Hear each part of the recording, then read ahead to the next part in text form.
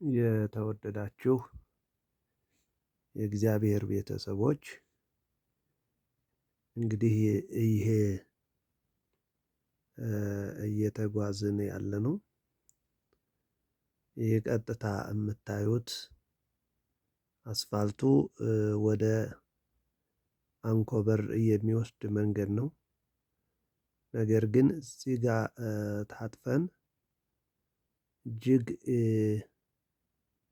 ምሕረትና ይቅርታ የሚገኝበት ታላቁ ገዳም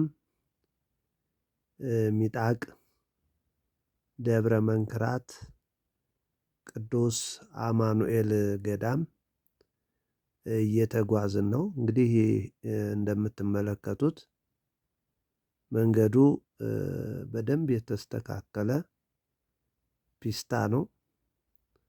እንደምታዩት በደንብ ተደርጎ የተሰራ ፒስታ ነው። እንግዲህ የቤት መኪናም ትንንሾች መኪኖችም በዚህ መንገድ ላይ ያለምንም ችግር እስከ ገዳሙ ድረስ ይደርሳሉ፣ መሄድ ትችላላችሁ ማለት ነው። እንግዲህ ይህ ገዳም ጥንታዊ ገዳም ነው።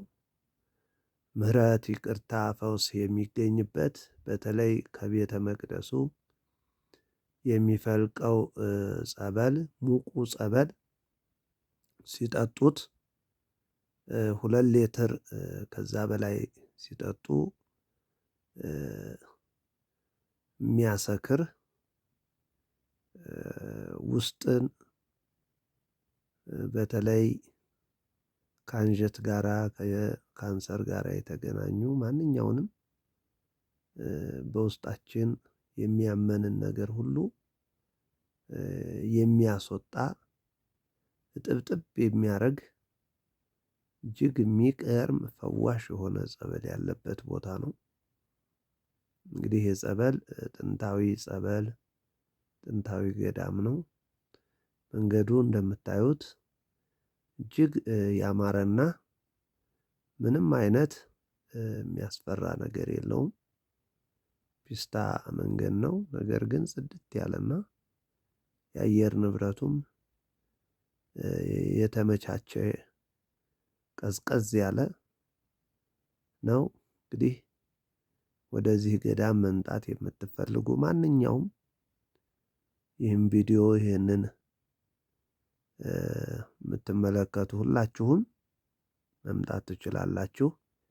ገዳሙም በየሳምንቱ ጉዞ እያዘጋጀ ምዕመናንን እስከ ቦታው ድረስ እያደረሰ በጸበሉ እየተፈወሱ ጸበሉን ይዘው እየመጡ በተለይ እንግዲህ በተለያየ ችግር በተለያየ ጭንቀት የተያዙ ብዙ እናቶች፣ ብዙ አባቶች፣ ብዙ ወንድሞች እና እህቶች የሚፈወሱበት ቦታ ነው።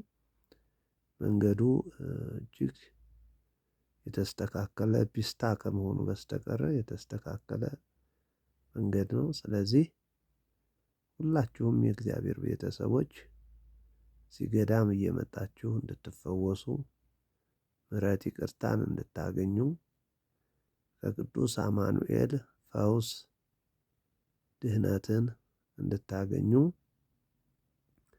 ገዳሙ እንግዲህ ኑና ተፈወሱ፣ ኑ ምሕረት ይቅርታ አግኙ እያለ ገዳሙ ለሁላችንም ያስተላለፈው መንፈሳዊ ጥሪ ነው።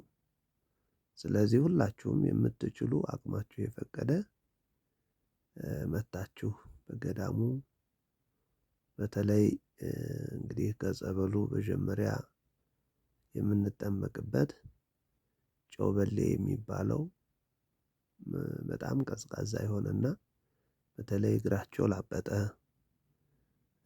እግራቸውን ውስጥ እግራቸውን እንዲሁም ከላይ ያለውን ለሚያቃጥላቸው መድሃኒት ነው።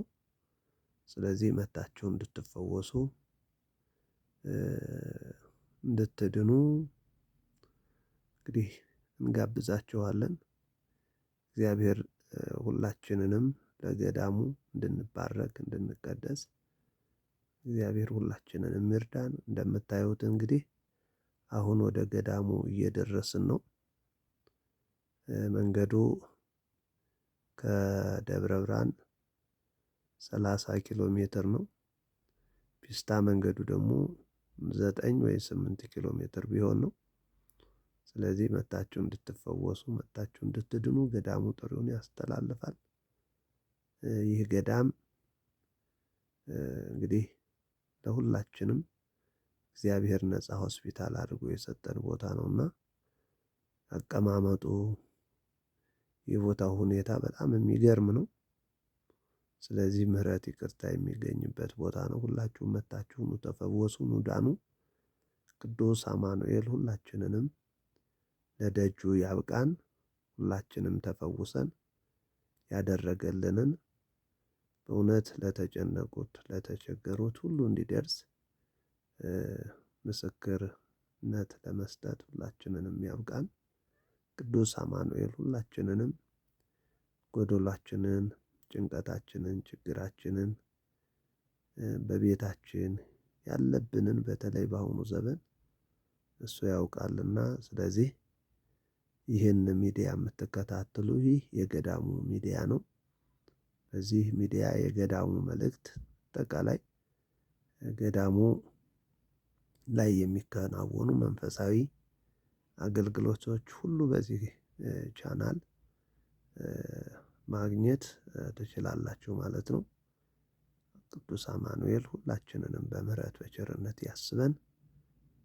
ገዳሙ ደርሰን እንድንባረክ እንድንቀደስ በረከተ ስጋ በረከተ ነፍስ እንድናገኝ አባታችን ፈጣሪያችን የሁላችንም አባት የሁላችን ፈጣሪ ቅዱስ አማኑኤል ሁላችንንም ይርዳን። እንግዲህ ይህ የምታዩት አሁን ቁልቁለቱን እየወረድን ነው።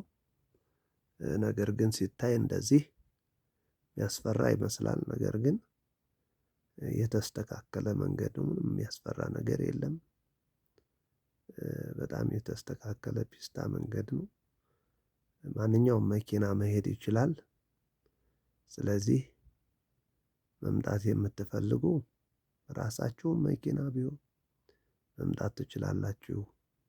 እንዲሁም ገዳሙ በየሳምንቱ ጉዞም ስለሚያዘጋጅ በዚህ ቻናል ላይ በተለይ ሚጣቅ በጎልሰከበ ደብረ መንክራት ሚጣቅ ቅዱስ አማኑኤል አንድነት ገዳም ሚዲያ የሚል የገዳሙ ሶሻል ሚዲያ ነው ማለት ነው። ስለዚህ ማንኛውንም ስለ ገዳሙ የምትፈልጉትን መረጃ ሁሉ ማግኘት ትችላላችሁ ማለት ነው። ቅዱስ አማኑኤል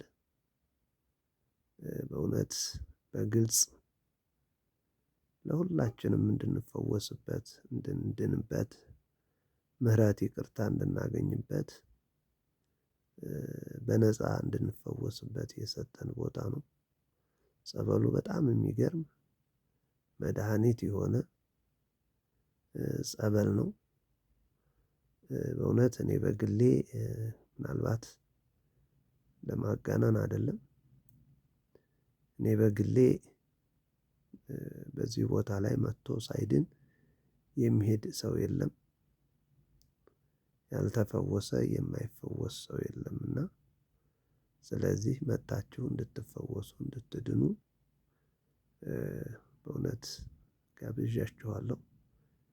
ቅዱስ አማኑኤል ሁላችንንም በምህረት ያስበን። እንግዲህ አሁን ወደ ገዳሙ እየደረስን ነው። ቁልቁለቱን እየወረድን ነው። እንደምታዩት መንገዱ ብዙ አስቸጋሪ መንገድ አይደለም። ፒስታ ደግሞ በጣም ሰፋ ያለ መንገድና እንዲሁም የተስተካከለ ምንም አይነት ችግር እና ምንም አይነት ክፉ ነገር ሳያገኘን ሁላችንንም አማኑኤል ቅፍ ድግፍ አድርጎ አድርሶን በሰላም ተባርከን በረከት አግኝተን ጸበሉን ይዘን የምንመለስበት ቦታ ነውና፣ ስለዚህ ሁላችሁም ይህን ቪዲዮ የምትመለከቱ ሁሉ ኑና በቅዱስ አማኑኤል ጸበል ተፈወሱ፣ ዳኑ፣ ምሕረት ይቅርታን አግኙ። አሁን ወደ ገዳሙ እየደረስን ነው። እንደምታዩት እዚህ ጋር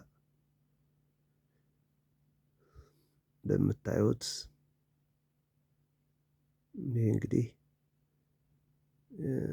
ገዳሙ ጋር ልንደርስ ትንሽ ቀርቶናል ማለት ነው። እንደምታዩት መንገዱ ይህን ይመስላል። በረከት የምታገኙበት የሚገርም ገዳም ነው። እኛ እንግዲህ እንዲህ ሰብሰብ ብለን ሄደን ጸበል ተጠምቀን ጸበል ቀተን ጠጥተን ጸበል ይዘን ነው የመጣነውና፣ ስለዚህ መጣችሁ ሰብሰብ ብላችሁ በአንድ ላይ ጸበል ተጠምቃችሁ ጸበሉን ጠጥታችሁ ይዛችሁ ከቅዱስ አማኑኤል በረከት ረድኤት አግኝታችሁ በጣም አንጋፋ የሆኑ ትልልቅ አባቶች ያሉበት ቦታ ነው።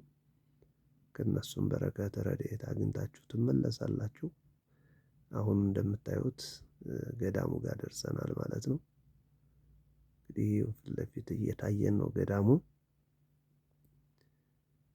አሁን ገዳሙ ጋር ደርሰናል።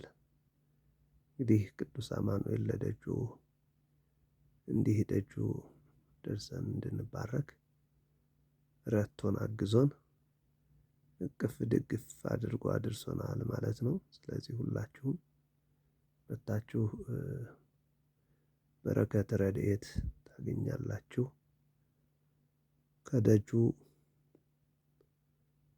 ለደጁ እንዲያበቃችሁ ከደጁ ደርሳችሁ በረከት እንድታገኙ